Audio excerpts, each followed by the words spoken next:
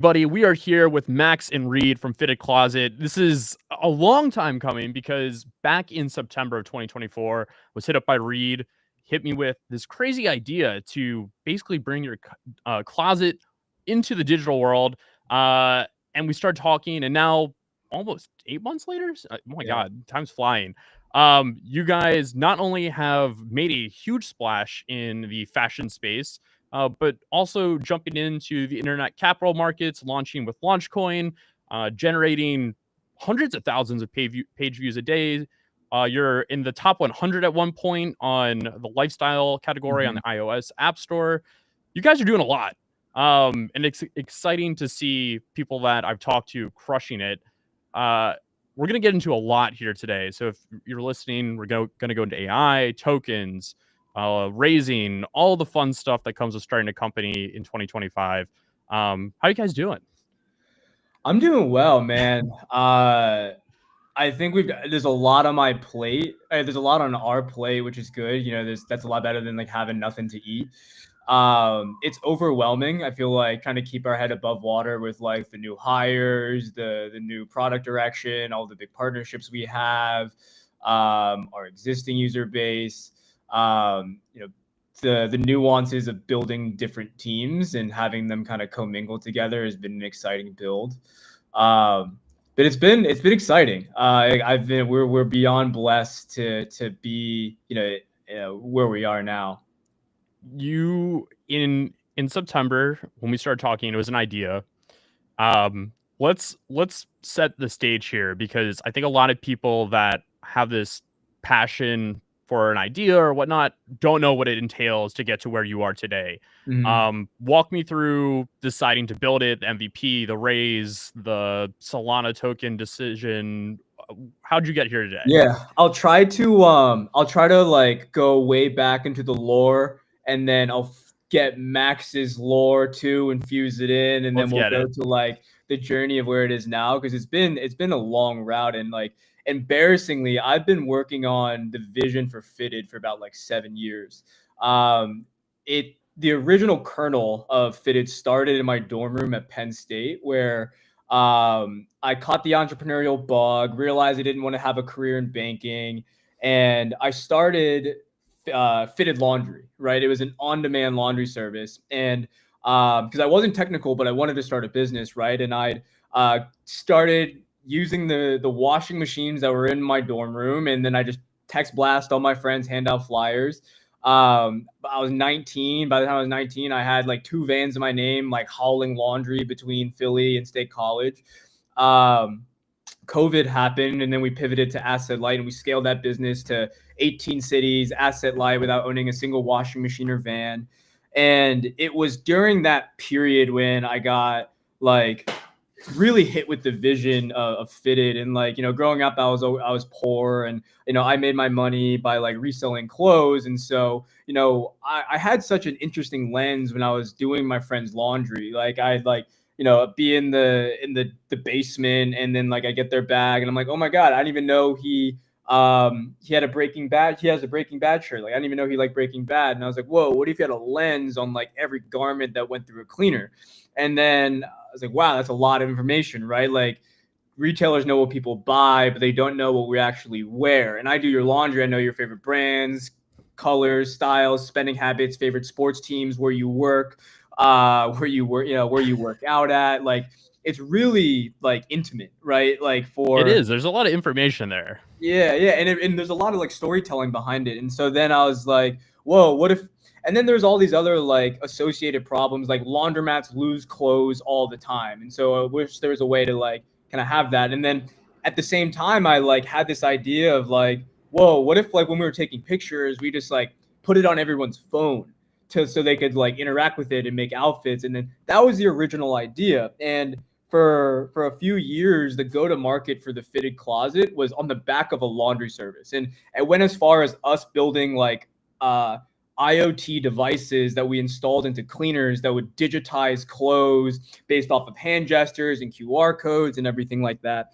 And so kind of the trajectory of like, you know, Fitted, we raised, burned all of it. COVID happened. We got some like you know, PPP money to keep the lights on, and then when that money ran dry and it was like a year and a half after COVID, I really needed, you know, we needed to raise money, and it was becoming quite clear, and VCs were turning us down, and this is where I have my kind of first like detour as a founder, where I basically watched firsthand DeGods get built right in front of my face. My, you know, Frank, I met, he was one of my first friends in LA. I met him on Clubhouse, and they were always scheming on different ideas. We'd be like freestyling, like there's you know, during COVID, we would just hang out and just like riff on new projects, new ideas. Like back, it was like, I don't know, it was just like for the pure fun of it. And then one day, one of the things that they were working on was DeGods, and I was like, holy shit, like that, right? They had a really successful mint. They built a community from the ground up and they crushed it. And so, long story short, I found myself on the team that helped launch Justin Bieber's NFT project. And that came with it a lot of like, yeah, a lot of figuring things out and getting death threats from people on the internet and doing biz dev with all of the biggest projects, right? And thinking really in a nuanced way about community, about crypto, about tokenomics. And so, you know, after I was there for the launch, and I was there for a few key projects, but you know, after in betweeners, I came back, and me and my co-founder like went all in on Fitted. We winded down the laundry service, to be honest, like, you know, I hated laundry the same way like I hated doing laundry. Like it was just like I'm out here doing cool crypto things and fashion, and I'm like, oh, I got this fucking laundry service. Like The unsexy businesses, though, yeah, are yeah, often the yeah. most like. I mean, I'm not gonna lie. If in a world where I didn't know how to code or AI or what was going on the blockchain, I don't know. I'd go do like start a plumbing business, like a landscaping. Like, there's a lot of money there. No, 100%. And you know, when we get into like, you know, later on in this, like on our chat, we'll talk about like the future, and it all loops back to laundry. But so after you know, kind of like we would shut down the laundry business, like, you know, I mean, it's clear we want to build like a consumer app. That's where I met Max, and you know, Max, would love to kind of just get, you know, what was your worldview, you know, up until that point, and how we met, and you know, where you're at. Yeah. How'd you view laundry? I just did my own. That's all I did. At least you're doing your own. There are some people on X right now who do not do their own laundry. Exactly. Yeah. So this whole time Reed was doing, you know, this thing. We didn't even know each other at this point. And I was at school. I went to University of Oregon, ad major, multimedia minor. I was just like doing my thing, you know. Always knew I kind of wanted to get into fashion. I always loved clothes, but never in my life did I think it would be through the tech lens. So I was taking this like coding class when I was a junior in 2022, and one of the projects was to make like utilize the randomized aspect of the code, so to make something, you know, using that. And it came to me, you know, we're like talking to the person next to us, and she's like, I'm making a character generator. And I immediately was like, outfit generator. Like that is like, it just, you know, I saw it in my head, right? Like, and so I went and I built it, and the code was so simple. It took me longer to take photos of all my clothes than to actually code the entire project, which is still something we're trying to figure out today with Fitted, of like, how do we make it easy? And we have some ways that we're planning on doing that. So yeah, I coded this just for fun, you know, literally to pass the class. And I ended up posting it on TikTok. I was, you know, get ready with me using my outfit generator. Posted 5 or 6 of those, collectively probably 3-4 million views on all those videos. And all of a sudden in my comments, yo, I need this as an app. I want this. Like, where is it? You know, how to send it to me? Like, oh, yo, like I just stumbled onto something here. And it's funny because in the meantime, Reed's over, you know, in LA, like kind of trying to do this with his team. And so it's like he ended up seeing those videos, or I think he got them sent to him, you know, by multiple people, like, yo, look, this guy's, you know, doing it. Like, and ended up reaching out to me.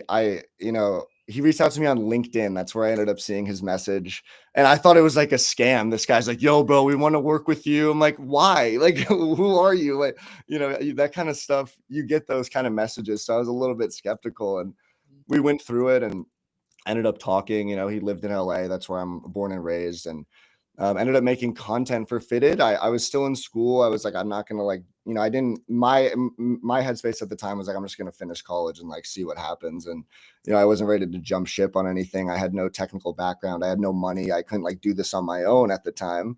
So I ended up making content for Fitted for a while, kind of just like staying in touch here and there. And then I had that audience from TikTok who like really enjoyed the product, the product that I had made in Yeah. college and wanted it to be a real thing. So I graduated college. I moved back home to LA. The text I sent to Reed was like, "Yo, are you still building the outfit generator?" And he was just like, "Yeah, like, you know, we're trying." And they were. And so like I met the whole team, kind of got on like pretty early on when the product was at its worst point, and where I think there was a bit of a lull in production, and at least in kind of like, you know, there needed to be this kind of revamp of what was going on. And so I was able to come in at like a really good time with an audience that followed me on social media with these ideas for the product that I'd been cooking up for, you know, a year and a half, 2 years since I had made it in college. And everything just aligned super well because I was able to come in and, you know, bring some life into it and a new perspective from someone from the outside, and bring this built-in audience of, you know, 75,000 people that I had on TikTok that like really wanted this product. And so it immediately, we kicked it into gear of like, we went to Palm Springs with the whole team. I start making videos. We start going viral. We don't even have a product that's working, and we have a wait list of 70,000 people that want to use it. And so Like, really wait, you went for like Coachella, like it did the whole. No, like, no, oh, that was okay. No, I wish it was Yeah, like. we did an offsite. We I was did an like, offsite. damn, I should have gotten a job at Fitted. That sounds like the greatest like way to like kick it off. Like you join, boom, right to right Coachella. to Coachella. No, we When did an you offsite joined though, show. like Yeah. Reed, you mentioned that you had raised previously. Like, was there money in the bank? You had capital? No, it like, was. I mean, like a lot of that initial money, raise, went into like building the laundry service and building the tech. oh wow, And I'm yeah, the okay. first time founder, and like burning cash on dev shops that I don't even know how to like build, right? And like, Yeah, we were building. It was real, especially being like a non, like it's non scary, man. Like, yeah. like if you don't like, and I feel like a lot of people don't understand this. If you're a non-technical founder, it is really easy to blow 75K in a month on devs who don't know what the fuck they're doing. Yeah. I'm lucky that like I have somewhat of a technical background and I have like very technical friends, but I've seen some scary quotes from people. Definitely consult with like a technical friend before you jump into a dev shop deal. Definitely, yeah, 100%. And those are the things, like kind of learning mistakes you make like early on. But I'm fortunate now. And actually, our devs that we found like came off of a viral TikTok, so it's kind of crazy. Just like our core team has like found each other on the internet off of like viral videos. Yeah. But Max, go on, continue. I didn't want to. No, I mean that was kind of like where we got aligned, and it just, I think we both filled a need for each other of like, I don't have any technical background. I don't know where to find a team. I'm not a business, I just like, that wasn't my wheelhouse. And, I know how to market. I know how to go viral. And like Reed had everything that I needed. I had everything that, him and the team needed. And so it was a match made in heaven. And then, yeah, like I said, we did the offsite in Palm Springs with the whole team. Everyone got to meet in person. At least I got to meet everyone in person, and we just cooked. I mean, it was like incredible. We went viral like the first night we were there. And like I said, just build, we're able to build hype up there and end up like selling the beta. It was a beautiful thing. It was a beautiful, beautiful start to the whole journey. I don't think we can like skip over TikTok quickly because we've seen this of numerous companies that have been launched for the last 18 months. Cal.ai, I think, is one of the notable ones that really got like the attention of like all the big podcasters and people who are talking about them. But what your marketing strategy is short form. Every time I get an email from Reed, it's, hey, here's how short form is performing. Here's how many views we got. Is that your core now? And like, what is your approach to like going viral? Yeah, it's always been short form. I mean, we've recently hired a few female content creators to do UGC content. I mean, there's definitely the trend of like mass producing content on multiple different TikTok accounts. And, if you shoot 1,000 shots, like one's going to go in. And if you get a video with 1 million views, it pays for, the price of the content creators. But before then, I think I'm a big advocate for building in public. I think that's what got us to the point that we're at now of like I said, I had this audience from, years prior that was really engaged and really enjoyed the videos that I had made with my little code project that I made.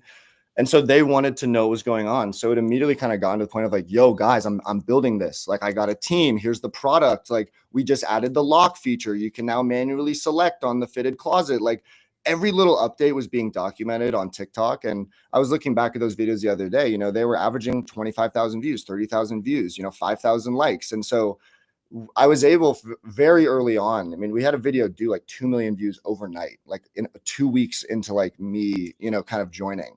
And we built this like cult following of people, of like super users who, it was literally just these kind of daily updates. Also, it's like, oh, we fucked up and like this doesn't work anymore. Like, look, this is the real, authentic, transparent process of like starting a company, building an app.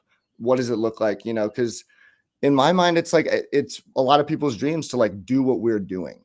Like, this is truly something that like people at home are like watching and like, fuck, I want to do that. And so to get this like behind the scenes of like, this is what it's really like. And what you do is it's free marketing. You're getting feedback in real time from the people watching the videos and from the people who, you send access to make it more exclusive and like build this kind of community of like people who do have the app than people who want to use the app. So they engage more to try and get the app. It's a whole, there's a whole process here to like build hype and build exclusivity while you're doing this. Yep. But yeah, it was all short form, and then you just kind of figure out what works. And like with TikTok, you can really, if a video works, it'll work again in a couple months, and so but yeah, it was the early on kind of just really documenting the process, and like every update was a video, every single thing we did was a video. Also trying to use the product in creative ways to like show off, show, don't tell. You don't want to just talk to the people. You want to show them that this is what it does. And we put money into like Spark ads, and it's just like, it's super efficient. If a video is already doing well organically and you put a little bit of money into it, like it's a good video, it's going to continue to do well. Right. So, I mean, I think we've done an incredible job at like, utilizing Spark ads as well as organic, and just like, wait, what are Spark ads? I actually don't know so what that is. Basically Spark ads is just like taking a TikTok ad and then, or like taking a TikTok video and then running an ad on it. And so like in the feed, most users don't really understand that it's an ad, but it has direct call to action and links directly to our app. And I feel like you guys are getting insane conversion through that. Yeah, it's kind of insane right now. I mean, this latest campaign, we're driving downloads for about a penny. Yeah, that's I know people who would kill for that right now. Yeah.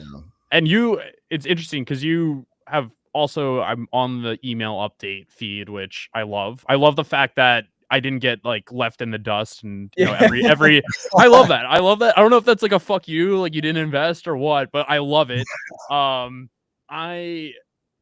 You guys drive for retention, you drive for virality, and then you drive for making sure that people are uploading products. So in this drive for getting people to download, what is then that conversion into, okay, now they're in love with the app, they're uploading their entire closet, and now we're the business model off of that? Yeah, I think we want to build an app that hundreds of millions of people can use, and they use it daily. And there's a long way for us to get there, but we've set the foundation, right? Currently, the app allows for you to take pictures of your clothes or upload it from your gallery. And Max, I don't know if you want to like showcase it right now. Yeah, feel free to pull it up. Yeah, sure. Yeah. I got you. But we make it really easy to like digitize your clothes, like upload them, and an AI tags it, removes the background, so you can filter through everything, right? You can filter through everything. You can create pieces. You can create your outfits from different pieces. You can save your pieces into different collections. On web, our app is actually a social hub, so you can make your closet public or private, and you can link it out to others. We also have an integration with Poshmark to facilitate a one-click resale experience. And then more recently, we just introduced this feature called Neck Worth. So it's the total sum value of all the pieces that you have in your closet. I mean, I think that our generation is priced out of homes, but they're investing heavily into their closet. And I think we all know someone that has a mattress on the floor that has, Chrome Hearts pieces and like, Rick Owens, belt. So I think that like thinking about your closet as a financial asset is something that's also like, very, very interesting to us. And so I'll be very candid. Like our product is so simple right now, and people are using it. Thousands of people are paying for it. There's 1.3 million pieces uploaded. The average user is uploading 60 pieces to their closet on like what I think is the most simplistic and basic version of this product. And so they're, thinking ahead, right? It's like, what are all those different bells and whistles? Like there's very little like AI to this right now, right? And so like it's, the next step is like, all right, talk to your closet like ChatGPT, right? I'm going to LA, create me a packing list. Like I'm going to a wedding, create me this, right? I think that there is a primal fascination about like on Zillow, right? You want to look at people's homes, right? We want to look at people's closets. We want to look at, Saquon Barkley's closet. Yeah, We you want to look- gather inspiration for what others are doing. Like that Right. social signaling aspect is it's only growing, and it's Mhm. going into every single little thing we do. And I think it was super easy when it was Instagram, right? That was the earliest of like, what are people doing? And now it's gone into like, what are people wearing? What are people eating? What are, how are you living? What are you driving? What are you trading even, right? Like there's all these little social cues that we look for. And now I think the closet's been really hard to do because it's not like there's never been a way to see an entire closet. You only get glimpses into it. Yeah, exactly. And so like there's like so many different facets, because this is my like Roman Empire, right? Because like, there's not only that, but then like the average, there's $80 million worth of clothes that have been uploaded into Fitted. And like objectively, if I were to scale out the different total addressable markets, like resale fashion is the biggest one, $300 billion a year. It's the fastest growing segment in fashion.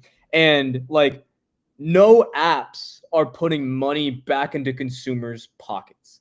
Like, maybe like Klarna, right? And so like, for us, like if we can make it really, really easy to resell your clothes, if we can be the most inspirational and liquid marketplace, and like going back to NFT days, like these resale marketplaces are no different than like an OpenSea or a Blur or whatever, right? We're selling pictures with metadata, and then there's an action, behind that.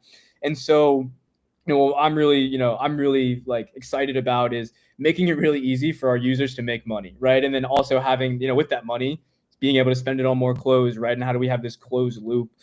But then kind of going back to like how we make it easier to like take picture, build your closet. There's a lot of different like novel ways, but also more like technical ways that we can do that. So in the next quarter, we're going to be rolling out a feature where you can connect your Gmail, and we'll parse through all of your emails, find your online receipts, and then add that into your virtual closet. There's tools where you can log in with your Instagram, and I can go through your Instagram pictures and find what you're wearing in those pictures. But even crazier, literally going back to laundry, like we are starting to pilot our camera tech with dry cleaners in Manhattan, so that when you send them clothes, they will build you closets.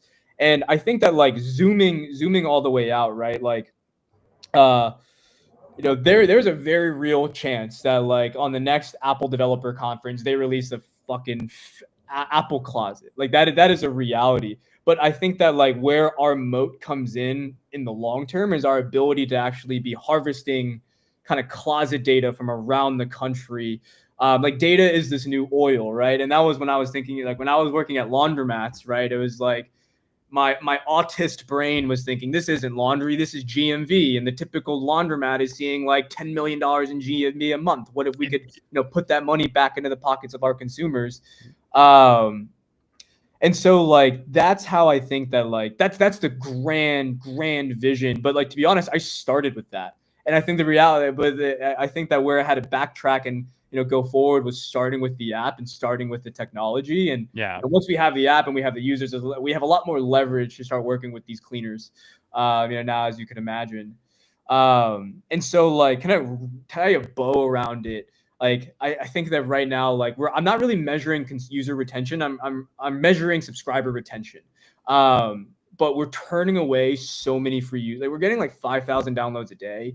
And like, but I'm only optimizing for like subscriber retention. And so like, the growth mindset, I think with all these consumer apps is like growth at all costs, users at all costs. But we started very bootstrapped. We started with like needing an economic model that was profitable from day one that allows us to scale and take on these, different risks. But, it is painful seeing that like a lot of our comments are people begging for the app to be free. Yeah. We got to get into this because, and we're not even getting to the token part of this yet, but what is your business model? What is the core? Like, how do you make money? What are the margins like? What are revenues like? What is the business of Fitted Closet? Yeah, I mean, fuck it. We're building in public, and all this stuff is like public on Sensor Tower anyway. Like, anyone like researching ICM and want to look into apps, you can go on Sensor Tower, and like all app data is public, and at least in like how it responds to like Apple. So we're getting the business model today is people pay to use the app. If you want to upload more than 10 pieces to your Fitted Closet, you have to pay $5 a month or $30 a year. We just crossed like 2,000 subs like this morning. So, the app's making like, call it like 13, 14 grand like a month. And so, but like we're turning away a lot of users, right? And as I said, like there's a lot more ways that we can monetize. So in the next kind of quarter and a half, we're going to be pivoting to a prosumer model. So Fitted will be free to use. And we're going to monetize on like Fitted Plus, which is going to be like more bells and whistles, more AI tools, more AI styling. The second is through affiliate. And this is where it gets really interesting. So the average user uploads 60 pieces to their closet. That's a lot of data. And I connected LLMs to everybody's closet. So I have really rich user personas on what's in everybody's closet, what their size is, right? And then what I've done is I match this with an affiliate network. So I have like hundreds of brands, millions of products like Nike, Louise V. Aroma, Fanatics, Mitchell Ness, Savage Fenty, that I get commissions when I drive traffic to those sites and they drive sales. And so when we're doing like 5 million of app events a month, right, and 2% of that goes to our affiliate sites, like that's pretty meaningful. Third is through consignment. So when people resell their clothes, we will take a cut on that.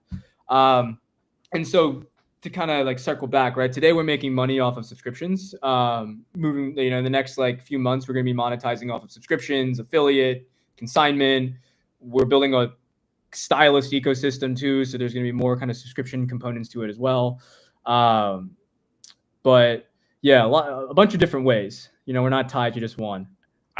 It's a hard position to be in as an early startup, being like, hey, we need to make money. And that kind of like, what do we put first, the chicken or the egg? I like that you guys are moving to the freemium, or the whatever you called it, Prosumer. the prosumer. Sorry. I like that you're moving to that model. I think the core though, the business is that like affiliate, like, the influencer of, 60,000 followers who's got a bunch of like, fashion people that are like, oh my God, I love, get ready with me videos. Mm-hmm. Oh, I can jump on her Fitted Closet and see, oh, I see what she's buying. I can tell you 20 girls I know in New York who would be like, yeah, I would love to do that. And now it becomes like less of this, hey, go to Fashion Nova and it's only the things from Fashion Nova. Now it's anything that you can get referral via. Then it becomes like, hey, how many partnerships do you guys have where you're getting those referrals and generating that revenue for and then this is a whole other thing that like we should spend a little bit on, but like we just announced a partnership with Paramount, and we're the official virtual I didn't know if I could bring that up. We're the official virtual closet of the movie Clueless, and like that's like huge. And like honestly, that's been something that we've been working on for a year. Just like, and the way that opportunity happened, right? Like, as always, Max goes viral. We had a whole bunch of like eyeball, it was crazy. We just like cross posted our one of the videos that you went viral on, and we cross posted that to Instagram Reels. And I woke up and we had like 40,000 views or 40,000 followers on Instagram. And then one of the DMs was this woman who was like head of digital at Paramount. She's like, "Hey, we're reactivating the Clueless IP for the 30th year anniversary of the movie. We would love for you guys to be the official virtual closet." And that was in like April of 2024. And so then it took about like 6 to 7 months of like back and forth of like, this is the scope, this is how we want to work together. It wasn't their priority. We had things that we were worrying about, right? And also like our app wasn't even ready. So like we were kind of skating to where the puck is at. We're like swinging way above our weight. And I think like from a cultural context, like this is every millennial Gen Z girl's like favorite movie. And like the opening scene in the movie is Cher with her virtual closet. Every single one of our comments from women is like, "Oh, this is Cher's closet in real life." And every single one of our competitors is like milking that IP as like some sort of draw to get people into their app. And so for us to come out as the official virtual closet is us just mogging everybody, literally mogging like everybody, like, because they're they wish, right? They wish they had that. They wish they were the official partner. And with that, it was just like really exciting for us to kind of get that to the finish line. I mean, Max, before I get into like what that entails, like I don't know if you want to add anything to like how important. No, I think it's kind of like the golden standard in the digital closet space. Like Clueless was as far as anyone knows, the original idea for a digital closet that like made outfits for you. I mean, it's insane. So there's no, like, I was at a tech week event in New York and I met some of our competitors. I met some like other people who had digital closet apps, and we had just announced our partnership the day before. And they literally were like, "I can't even fucking look at you right now," because, it's like, this is the dream for anyone with this app. So it's very cool. And I think, touching on the audience that we bring into the app through this collaboration is kind of, the people that you were just talking about, of like these younger women who follow, fashion people who like want to shop the look. And, it just like is setting us up for like kind of, very prime audience for the kind of stuff we're trying to do with Fitted. And yeah, one thing I wanted to say quickly about the influencers getting on there and kind of shopping this look is like, it's an Amazon storefront for any influencer, but for the clothes specifically. You can, instead of having this, like, you can have any collaboration. You can do accessories, right? Like, I almost texted you the other day when it's like, you need to add like Labubus to Fitted Closet. Like, I think that like would go so viral of like, here's all the fits you can wear. Like, you guys have an endless range of little things that you can add in. Yeah, you can add anything. You could literally add anything and it will tag it. It might be a little confused at where like to put it, in the stylist, but like it'll tag anything. And we were like, people were uploading like their cars. We have some people with 7-figure net worths because like they upload their watches, they upload their houses. Like, it's kind of funny. Like, wait, they upload their houses? They'll just take a picture of their house and it'll crop it, and like it's in their closet. So I feel like it's the kind of thing where like, like when Fortnite came out, they probably didn't expect people to be like building that the way they ended up building. Like, we're going to drop this and people are going to use it the way that like in ways that we never thought that they were going to use it, because the possibilities are so endless in what, you can do. But yeah, I mean, so going back to the Clueless. I mean, I got tons of questions coming in across the chat, Discord, text messages rolling through. Like, what does that relationship of Clueless look like? How's that expanding? I mean, it started as like, I mean, and I'm like, I mean, it's a dream, right? To just like work with the IP. And so like, usually brands have to spend like 6-7 figures on the license. And, they came to us and were like, "Hey, if you, do a little in-app takeover for us and make sure that like, everything, all the images are licensed, and we have call to actions linking out to buy, rent the movie, and we have the closets, the official closets, right? Like, we would love to make something work." And we're like, hell yeah, like why not? Because this is like, well, I'm going back to like, there's a lot of AI apps now. Like I think that like the technical advantage to building apps is like really slim now. So it's all about the brand. And so like for us to have this positioning is like, it's priceless. And so, we were like, sure, we'd love to do this. So like what it entails is there's going to be an in-app takeover where like the outfit generator is going to be skinned to look like shares, and you can look up the characters' closets.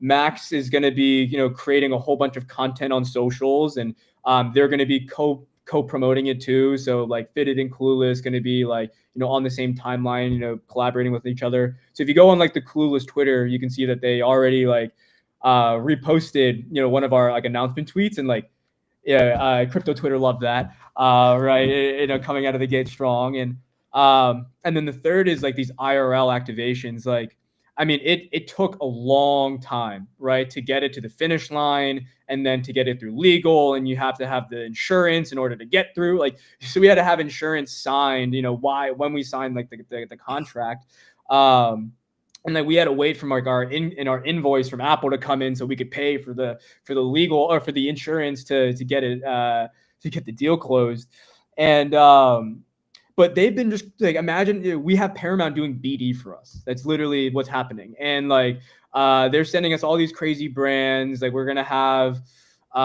we're working on being integrated into a luxury hotel in Beverly Hills. I can't talk about it because it's not announced yet, but in a luxury hotel that's going to be having a skinned room as Clueless, there's going to be an iPad in there that has Fitted Closet on there. And there's a whole bunch of stuff, and we're also going to be doing something in New York. It's going to be our first step into the real world, and we're going to have hopefully a banger, at a luxury retailer in New York City, and this is going to set the stage for kind of Fitted in the real world. And do you see yourself competing with the Real and these other retail, like half hybrid retail with online shopping reseller businesses that are out there? I think we fit into the ecosystem because eventually they're going to rely on our rails to drive inventory to their platform. I think over the short term, right, the way that I think about it is like we aggregate the inventory and we make it really easy for our users to sell. And so like what that means is we're going to sell it on RealReal, we're going to sell it on StockX, we're going to sell it on Poshmark, and we have a lot of inventory, right? And we have a lot of pieces that we can nudge our users to sell, right? Like Hunter, if you get a notification saying like, oh, one of your hoodies just sold for $200, do you want to list it right now? Like, yeah, I haven't worn that shit in a year. It's gone. Right. Get out of here. It's like one click, or like an AI agent to resell your clothes for you. Like if I want to hit the buzzwords, like that's something that we are effectively building out. Yeah. But I think that like long term, like I don't know, right? I'm like, we're just a small company. We're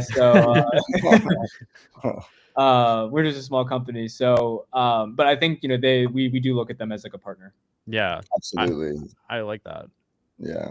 The one side of the business, the big elephant in the corner that we haven't gotten into, is the fact that you guys made your splash into crypto a month ago, I think now, with launching Fitted Coin. Totally caught me off guard. I actually remember seeing it in a product that I was using, and was like, oh wait, I've heard of this company before. And I was like, wait, what the fuck? Like, Reed never brought up crypto one time on a single of our calls. Like, and then I was like, dude, what the fuck? Like, come on, Reed. Like, yeah, no, it's like, how did you just see Pasternak tweeting about Launchcoin, and you're like, what? I think it was. I think there was a long time coming for this. Like, coming from like in betweeners, right? Like, I'm a degen. Part of the way that I've like survived like the past like year and a half without drawing a lot of money out of Fitted was like I've been trenching. While the app is being built, I'm just like I'm in the trenches, like trading coins, CTOing coins, like launching coins, like and so like that was very much my world, and like I love that world too. But Web 2 and Web 3 was always like the separation of like church and state.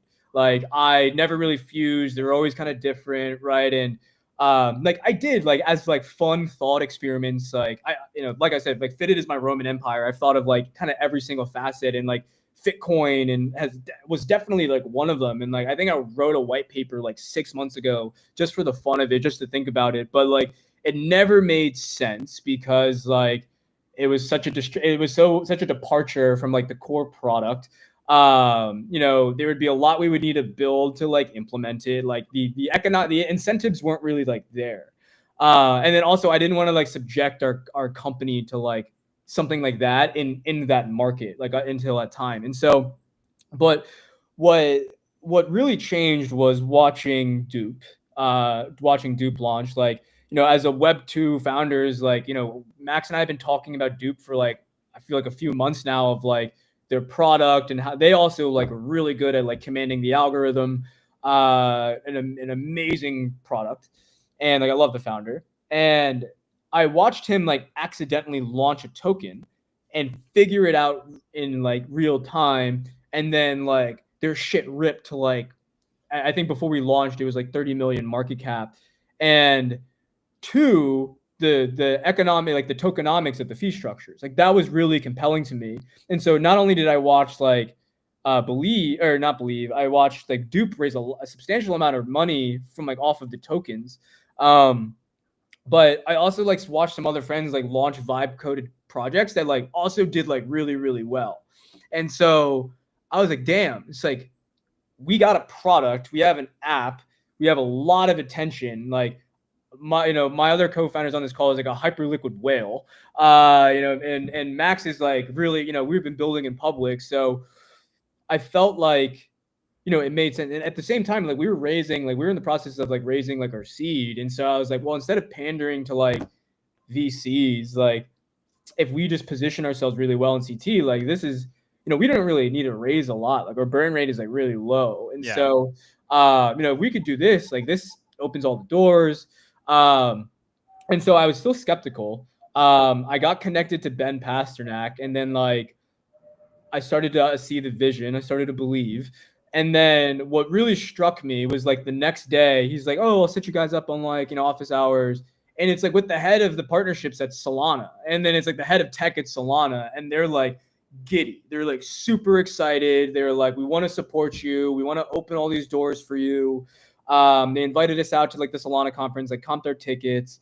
And then it was like off to the races. Like I think that we were gonna launch on a Saturday, but then we didn't want to launch on a weekend because like Mother's Day was coming up and like the volume was kind of there. And then there's still a lot of uncertainty. Like we couldn't pre-mint tokens. So I mean, I think that's like when I see founders do Launchcoin and these other launch pads, the big thing that I see being a reason to launch a token is, hey, we have this supply and we can use all the supply for incentive, etc. And we're seeing OSF do that with Rect right now. And I think he's still sitting on like 30% of the token supply at the company. And their whole goal is to like, if you're buying drinks, we're going to provide loyalty via distribution of these tokens. Mm-hmm.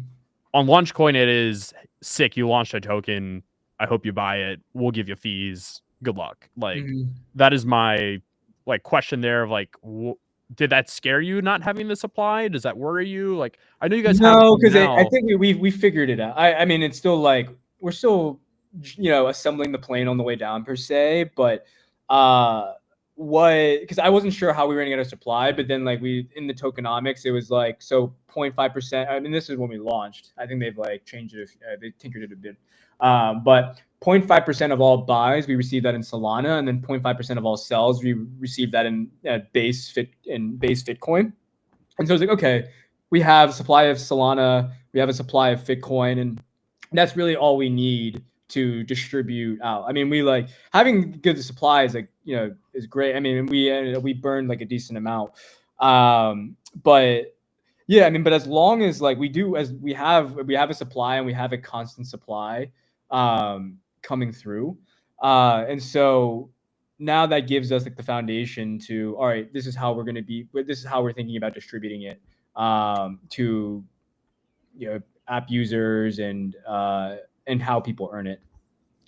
Do you and some of these questions are ones that I'm just seeing fly through Discord. Shout out to Simon and CoinPie from 555 for having an argument right now around Pasternak and Launchcoin and Launchpads.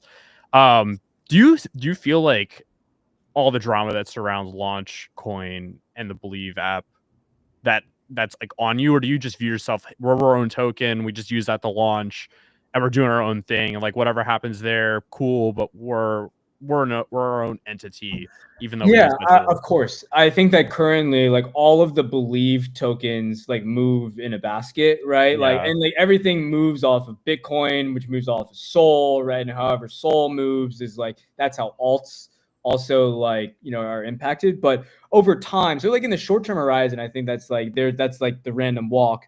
But over the long tail, I think that like the real projects that are driving utility will start to decouple from like the bunch, and like we're kind of starting to see that like already, right?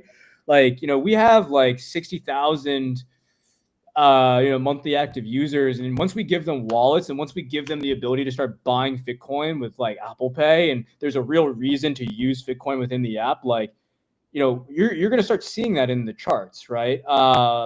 And then once you start seeing, I think that right now it's like Bitcoin is a purely speculative, like in the right now, people are hopping in because it's a speculative bet. But I think that like the sprint for us is actually integrating it into the app, giving it utility, giving a reason for people to buy it, so there's buy pressure, and then that flywheel, all memes aside, is like unlocked, right? Like right, for us, I'm not optimizing for token price to go up. I'm optimizing for product market fit. And this token gives us the runway and also gives us that fuel on the fire to do so, right? But we're very like aware that like, we got to protect the chart. Like, that all those tokens we have that we can distribute is sell pressure. So we got to make sure that the incentives and like the utility is there. So then by the time we start doing distributions and earnouts, people are just dumping it, right? Like, we want people to hold it. We want people to spend it. yeah. We want there to reason to be have it. We want people to like feel cool for having some. I'm not gonna lie, that you literally just answered 4 or 5 concerns of mine without me having to ask them, and I'm genuinely impressed by the fact that you're understanding, not fucking over current holders, understanding the sell pressure that you could be putting on the token price, Mm-hmm. and that ultimately the only way that the token really wins is that the product, the overall business, has to win. You have to be Mm-hmm. adding users, you have to be staying relevant, you have to be driving these business development things like you're doing with Clueless. There are so many little things there that I just absolutely love. You're killing it. That is that's golden. I love that. Where though do you see any worry on some of these people that are coming from and I keep going back to, and not to be like I see like one of your core customers, and I think I know these girls in New York that are doing these fashion and makeup, etc. things, and they're trying to get affiliate links, etc. I see them as like like one of your like very core audiences, and then the other one being like your hype bees who have these giant closets, but they're influencers. I would argue 90% of these people have never touched a crypto token before, and likely probably lean anti-crypto. Mm-hmm. How do you view not like losing them in like, oh damn, these guys are doing crypto, like they were doing everything perfectly, why do they have to bring crypto in it? Like how do Yeah, you yeah, yeah, like 100%. And like I think that like I'm very cognizant of it. Like it is off-putting to certain people, but I think it's exciting when it's like under the hood, right? Like, people are very, I think that gamification is like a normal thing in consumer life, right? Like on Duolingo, you earn points and you earn rewards. On Tinder, you have to fucking buy tokens in order to do XYZ thing, right? Like you got V-Bucks, you got like this is crypto. Like whether you like it or not, it's a digital currency, right? Whether it's backed by Solana or not, right? And so I think that's the important like positioning, right? Like, for us, it's not like, yes, like we have like we have speculators on the internet, and that's how they're finding us. And like X, we're I think that like Instagram is and TikTok that's for the woman. I think that like X is probably for the think boys and the crypto guys, and like I think that like that is what we'll dedicate that channel to, and like right? we're okay with that. I think I don't know, Max, is there anything you want to like? I mean, I guess Yeah, it's just like, it needs to be I, something that like they don't really understand. It's under the hood. Yeah. But I think it's just like a plus, right? Like, oh, I can like sell this. Yeah. Like, Exactly. I don't think we're gonna have like. How do you think about it from like a content, like does that make its way into content? Are you pitching people on like you can make money via No, token no. here, I mean, or is obviously it No. like that's like illegal. Yeah, that's well, I also don't I think that like you said it right, of like a lot of these like non-crypto native people, like it's not just like they don't know about crypto, but they dislike it. So I think like going on TikTok and like shilling the crypto that we dropped is like that's like looks like a scam. If I saw a random guy on my For You page like telling me to go buy crypto, negative aura? negative aura. And like, this is like our brand, like on crypto Twitter, yeah, shill it, of course. Like that's what you do. But like on TikTok, it's received very differently. And I think Instagram as well. So it's a fine line, I think, But I there's think that maybe a this is way. like, sorry to interrupt, Max, but Also like, to go just real quick to touch on the like how do you get like non-crypto people to be okay with crypto. I think like you said, read under the hood. But if you see in your like wallet section of the app that you have $15 that you can like cash out, or there's something like there's ways to make it where it's like, oh, I'm just kind of like earning this like fake coin, but it translates into money. And I like how Dupe is doing it, and like we pay them out in cash and like keep the crypto that the person is selling. So there's a lot of ways to do it to kind of like make it really appeal to these non-crypto I think people. all of crypto is like very much so like if you know, right? Like I don't think like every time someone makes an account on Fitted, like they're gonna have a wallet. They don't know, right? And like that's where, and if you're privy to the information, like yeah, you'll know how to like export the wallet, and like we're there. We made it so there's a receive button, there's a send button, there's a buy Who are button. you using for your wallet provider? Yeah, Privy. Okay. Yeah. And they're the best, and they just got acquired by Stripe, and like it's like they have a lot of motion. But it's like if you know thing, like yes, like the Midwestern mom is not gonna know, like I don't think she's not gonna know. She's gonna see like, oh, Bitcoin, that's cool, I got points. But then like you're gonna have crypto people trying to farm this shit, and then like first thing they're gonna be doing is exporting their private key, and like and that's okay, and like I think as long as we align incentives to that, it drives product market fit, then we're good. Yeah. Another good answer, I would say. Like you guys have your heads on right. It's it's still like it's crazy because you're building the plane as you're flying here. It's a long journey with you're still having to deal with getting eyes on you, converting the revenue. Like there's a lot going on. I would consider you guys though, when I look at the ICM portfolio and offering of what's out there, one of the only companies that I can point to and say, not only do these guys have a real product with revenue, but you guys actually have attention and growth on a monthly basis that I find impressive. And yeah, I'm excited to see how that only ramps up over time as more BD comes in, as more revenue options come in, and you guys start making it so there's buy pressure on the token via the app. It's exciting. Yeah.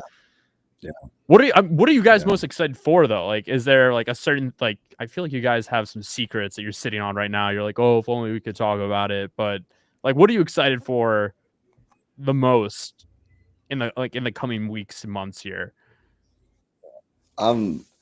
July is going to be very exciting just with the Clueless collab. I think transitioning from this, just purely tech and like online to like we are now doing like real life activations, and like you can just to kind of, we're more than just this app, I think is like what this like July is this like beautiful transition into, of like we can throw a banger event and implement Fitted into that while getting celebrities, influencers, stylists to the event to promote and understand the vision. Like it's just going to be a beautiful thing. So my immediate excitement is like July, utilizing this Clueless IP that we have to like really take advantage and do some exciting stuff, in real life to like trying to cross that barrier. It's going to be very fun, I think. I think for me, there's I'm looking at the Figma, and we have like shit for the next like 6 months that we need to like be building out. We're building out this whole stylist ecosystem, right? And I'm excited to just like, when we have that sprint to start like onboarding like talent, right? Like, I don't know, I grew up watching Entourage. Like it's part of the reason I moved out to LA. Like that stuff's fun to me, right? And like I think that like that stuff is really important to culture, right? And I think the culture marketing aspect is like is really interesting, right? Because I think fashion is a thread between music and sports and entertainment, and there's always ways for us to be in the conversation. Like I'm a huge golfer, and like golf has changed my life, and like there is a whole lane for fitted golf, and like and breaking into those communities. But then you think about it, and it's not just that community. It's like every single sport or every single hobby has its own like kind of like community around that, and that's its own campaign. Every brand is a campaign. Every celebrity or athlete or whoever we work with is its own campaign. And then there's like, making the app free, so then I don't have to like look at comments of people begging for it to be free. I feel like that's the probably most important, exciting one for like that wave of like new users and new items getting uploaded. If you do the golf one, I was joking because I was gonna go play golf at some point this weekend. I was like, damn, I need a new fit. I was like, I have no idea what to buy. Like, I need that. I need that. Yeah, like for golf trips, right? And like I feel like I don't know, for anything. Like I mean, I have like a film, like a documentary preview that I'm like in, and I was like, damn, I should like get some new clothes for that. Dude, I don't know what to wear to like a documentary or like a film preview. Like I'm not a fashionable guy. Like if I'm dating a girl, like I'll give them my credit card and be like, buy me some clothes, and like that. Between girls, I'm not buying clothes. That is unfortunately my fitted closet right now. I would much rather have an app. It's probably cheaper. But it's your girlfriend. Hilarious. Right there. But I think a lot of, like that's an issue for a lot of people. They want a solution to discover and find, and on the other side, people want to be able to monetize off of their, I would say, signal. It's the same thing that we were like witnessing in the crypto market. People have signal and alpha, and they're like, hey, I'm an influencer and I'm a tastemaker. It's very hard to monetize off of this, though. It's like it's passive income at a certain point. If you're like one of those people that is a tastemaker and can get people to your closet on the app, you literally can make passive income through affiliate sales, through the close. And like think about like Rap Caviar. Rap Caviar was an independent playlist that Spotify bought for like 15 million, right? And so then like if we have users driving sales off of their affiliate and their traffic, like we can do a rev share, whether it be in Bitcoin, whether it be in like actual like fiat. Like I feel like there's a lot of ways that we can reward our users, because if shopping and engagement is tied hand in hand, there's money flowing. Okay, so I own a soccer team in England. I have a new jersey coming out in a few weeks. Are you guys somebody that I can go to and be like, hey, I'm going to give you a piece of every jersey sale, but we want it to be like a prompted thing in an app and be like, hey, here's how you could wear this jersey in your fit. Is that like how you view companies also coming to you as well? Like 100%. My head just keeps going like further and further of like all these. Yeah, I mean, like think about it, like we have like I have 1.3 million pieces, or 1.4 now, I don't know. And it's tagged data on everyone's closet.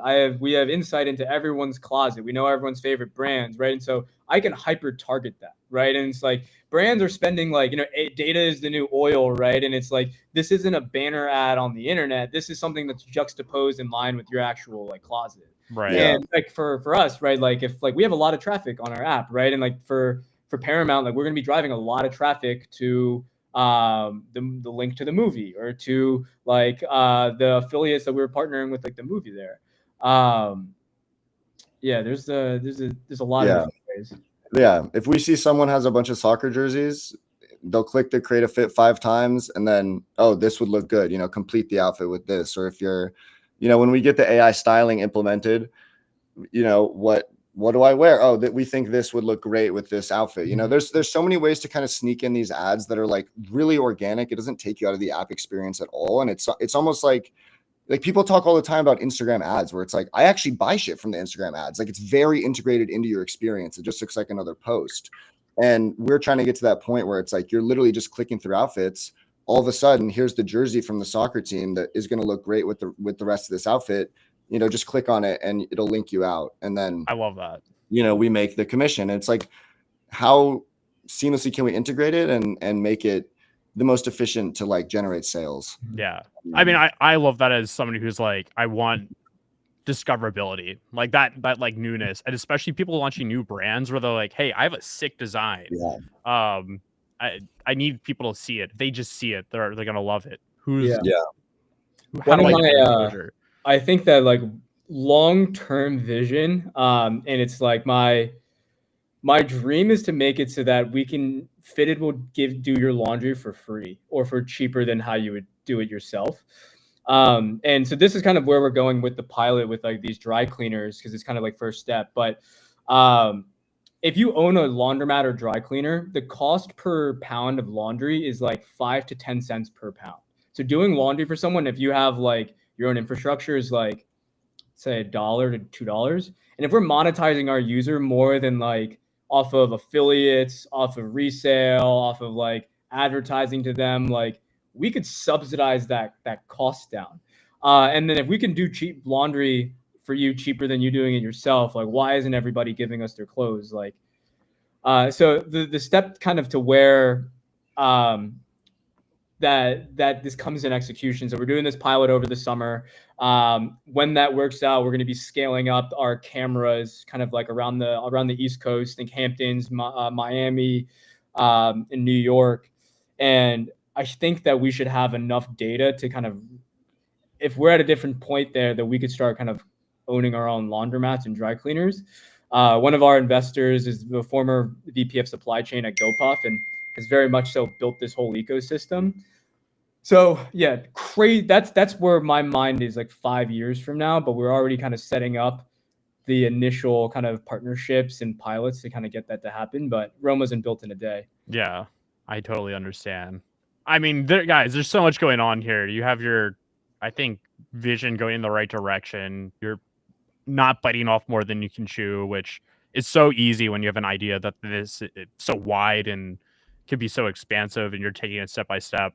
I'm a fan. I'll be a buyer. I mean, I've already bought some, but you guys have convinced me to buy more, which is always a good sign on these calls. And I even told some people, I was like, I'm going into this like a VC meeting. Like, I'm gonna ask them without getting into like certain areas. Like, I'm gonna ask them the questions I'd ask if I was gonna invest and try to get an understanding of the business. And if I hate it, I'll sell. If I like it, I'll buy more. Like, it's very simple. And I'll be buying more for sure. I don't know, anything else you want to leave with people that are listening in? Like, if they want to get involved, if they want to download, if there's somebody that's listening, can we get them signed up today? Like, if they're like dying to get signed up, like I would love if anyone wants to get on, like is listening right now, just like DM us, say that you're say DM us saying Hunter sent you and send us your email, and we can make it so that you guys don't have to pay. You can use the app for free. There we go. I'll pick it up. I'll pick up the cost. It's okay. It's on us. It's on us for this time. Oh man, I love it. Guys, I'm so excited. I'm really looking forward to what's coming here. I know there's some other people even hitting me up right now who are excited and are just finding this for the first time. Yeah. I keep doing what you're doing. I don't know what else to say. And I'm glad you guys have ventured into a little bit of everything here. It's exciting to watch, and I'll be a supporter as you guys keep building.